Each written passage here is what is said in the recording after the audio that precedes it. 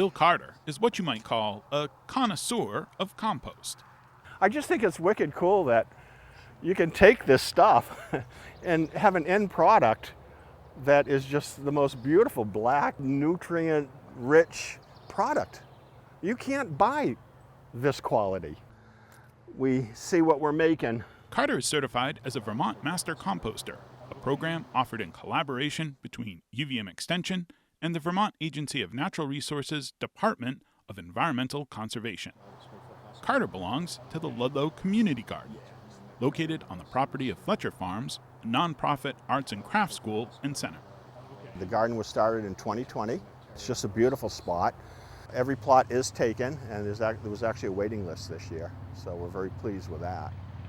After completing the Vermont Master Composter course, Carter wanted to share, or should I say spread, what he learned about compost to his community, and so he set up a composting demonstration project.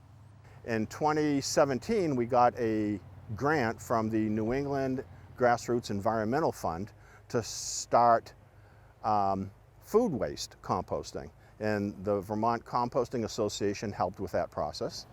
We actually have 5 different ways you can compost here, so people come in, get different ideas, and hopefully take something home and incorporate it there. This pile here, you can see mushrooms all over it. I didn't plant them there. So it's all happening, and we let it happen. What are some of the tips and tricks to composting? I think one of the biggest things is be careful what you put in food waste. You know, don't put in meat, don't put in dairy products, don't put in greasy, gooey things. Not good. That'll mess up the recipe big time. And it will also attract predators. If, you know, we are in bear country here. Knock on wood, we have not had a bear in here. And that's because we're not attracting them. We don't have odors, we don't have meat and dairy products, things that grease, oil, that kind of thing. So what makes a good compost? Vegetables, banana peels, we have a list right here. Vegetables, fruit peels, eggshells, coffee grounds, food scraps, salad waste, those types of things. No plastic, please take the little stickers off the Chiquita bananas. No plastic bags, they will not break down. Carter advises maintaining a ratio of 3:1. 3 sources of carbon, like leaves or wood chips, to 1 source of nitrogen, like grass clippings or approved food waste. So you put, you know, your green material in, add 3 times the carbon. But I don't want our gardeners to get all hung up on that. So I try to teach them to, you know, look at it, smell it, grab a handful of it. Is it too wet? Add more carbon. Does it stink? Change your recipe. So those types of things. Again, the purpose of this whole project is to educate people. What was your drive to become a master composter, and what's the difference to being just a master gardener and a master composter? First of all, UVM offered the course.